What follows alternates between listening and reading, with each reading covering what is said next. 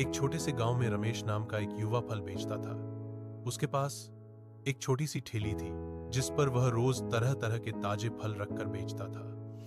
रमेश के चेहरे पर हमेशा एक सच्ची मुस्कान रहती थी और वह अपने काम से बहुत प्रेम करता था। वह जानता था कि मेहनत और ईमानदारी से ही जीवन में सफलता मिलती है। रमेश के दिन सुबह जल्दी सूर्योदय से शुरू होते। वह बाजार जाकर सबसे अच्छे और ताजे फल खरीदता, फिर अपनी ठेली सजाता और लोगों को मीठे रसीले फल बेचता।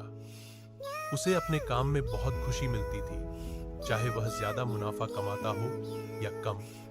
एक दिन गांव में एक अमीर व्यापारी श्री कर्ण आए।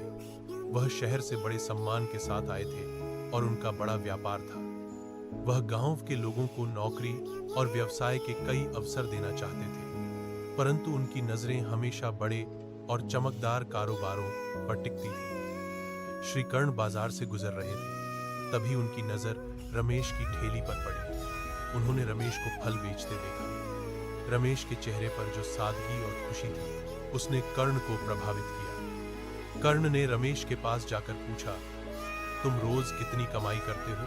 रमेश ने सिर झुकाकर कहा, सर, आजकल तो कुछ कम कुछ ज्यादा होती है, पर मैं खुश हूं जो मैं ईमानदारी से अपनी मेहनत का फल पा रहा हूं। कर्ण ने कहा, तुम्हें कभी बड़ा व्यापारी बनने का विचार नहीं आया? रमेश ने मुस्कुराते हुए कहा, मेरे लिए बड़ा व्यापारी बनने से बेहतर है कि मैं जो कुछ भी कर रहा हूं उसमें सच्चाई और मेहनत करूं। कई बार बड़े व्यापारी अपने फायदा के लिए छोटी बड़ी चालाकियां करते हैं जो मुझे उचित नहीं लगती। श्री कर्ण को रमेश की बातें बड़ी दिलचस्प लगी।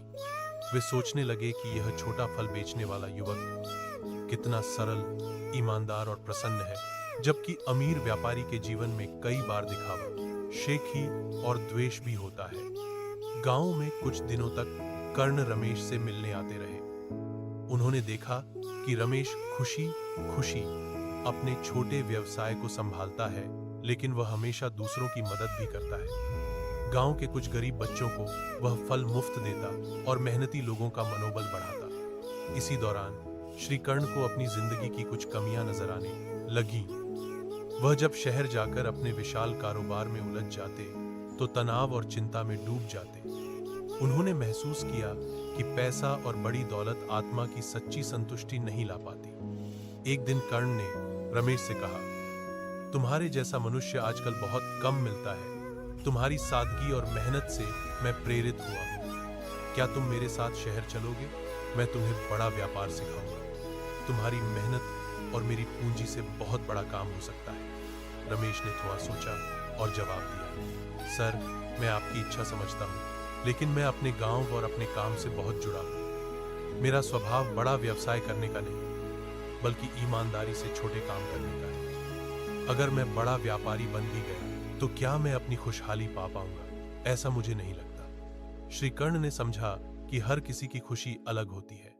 उन्होंने कहा, तुम सही कहते हो रमेश, खुशी तो अपने काम में संतोष करने में है। समय बीतता गया। श्री कर्ण ने गांव के लिए बड़ी बड़ी योजनाएं बनाई और सफलता भी मिली, पर उन्होंने कभी रमेश की सादगी और सरलता को नहीं भुलाया। रमेश भी अपनी ठेली पर फल बेचता रहा, लेकिन उसका दिल हमेशा खुशी से भरा रहता। एक दिन गांव में बड़ा मेला लगा। श्री कर्ण ने घोषणा की कि वह एक बड़ा आयोजन करेंगे, जिसमें गांव के सभी ग्रामीणों के लिए रोजगार और सुविधा होगी। उन्होंने रमेश को भी बुलाया और कहा, तुम मेरे लिए प्रेरणा हो। तुम्हारी मेहनत और ईमानदारी ने मुझे सिखाया कि सच्ची खुशहाली क्या होती है। रमेश ने कहा, सर, आपके सहयोग से हमारा गांव आगे बढ़ सकता है। हम सब मिलकर काम करें तो बहुत कुछ कर सकते हैं।